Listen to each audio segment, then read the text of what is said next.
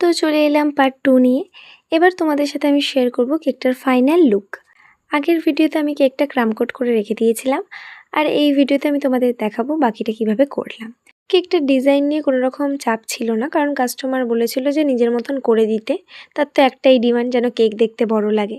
তো আমি off white cream দিয়ে এটাকে পুরো কভার করে নিই, আর তারপরে স্ক্র্যাপার দিয়ে পুরোটা স্মুথ করে নিই, যাতে একটা শার্প লুক আসে। তবে রাউন্ড কেকগুলোর তুলনায় রেক্ট্যাঙ্গেল আর স্কোয়ার কেকগুলোতে পারফেক্টলি শেপ দেওয়া একটু ট্রিকি ছিল। এরপর আমি একটা নজেল দিয়ে কেকের চারিদিকে একটা সুন্দর বর্ডার দিয়ে দিই, আর তারপরে হালকা ফাঁকা ফাঁকা লাগছিল বলে আমি কিছু স্প্রিঙ্কেল অ্যাড করি আর কিছু গোল্ডেন ফয়েল অ্যাড করি।